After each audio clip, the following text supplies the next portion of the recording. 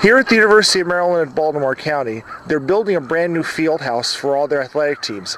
It was supposed to have actually been a much larger facility because back in 2002, there were plans to have the Olympic field hockey tournament here at UMBC.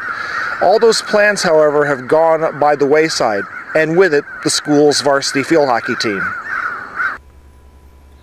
If Washington, D.C. had been the official bid city for the 2012 Olympics, this stadium would have had an expansion, with storage facilities and a watering system necessary to make it a true hockey-specific stadium.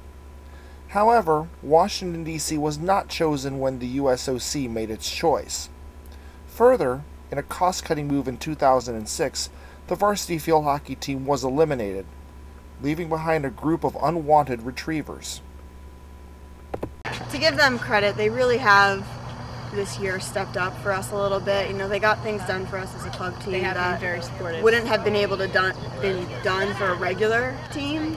We don't have a team anymore, so we're gonna think it was unfair, but they've tried hard. I think he made the decision because he thought it was the right one.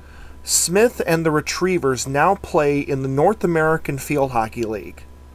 It is the kind of place where sometimes you will find only one umpire available to officiate a match.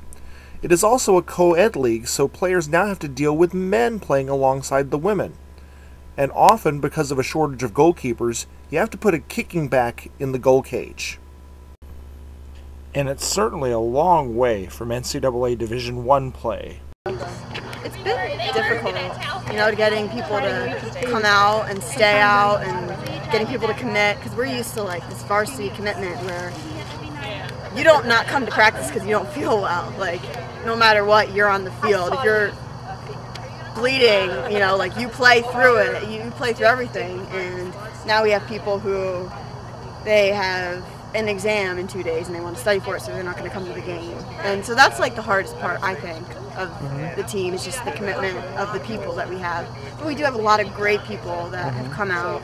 So consistently have about 15 girls. I'd like to have more, but really, it came mostly from our underclassmen. Jess has done a great job. Jess, Amy, Benny, Courtney, our officers have done a great job in picking up people. And we went to, what was it, the activities fair. We throw a big activities fair, and we did like a lot of recruiting that way. We had some girls come out last spring. One of them's still with us. And we found as many new girls as we possibly could, because this is something we all still enjoy to do. And if we can do it, why not? UMBC is honoring the scholarships of the 8 players who are currently on the club team.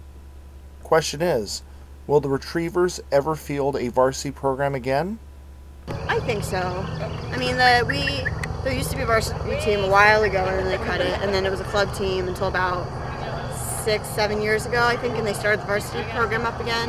So I think that there would be eventually, but we have to get out of our deficit first, I guess. So. Nobody can say for sure whether the University of Maryland at Baltimore County is going to be able to have varsity field hockey again. But until then, this group of women is going to make sure that the game is not going to remain in the shadows. For topofthecircle.com, this is Al Matei in Catonsville, Maryland.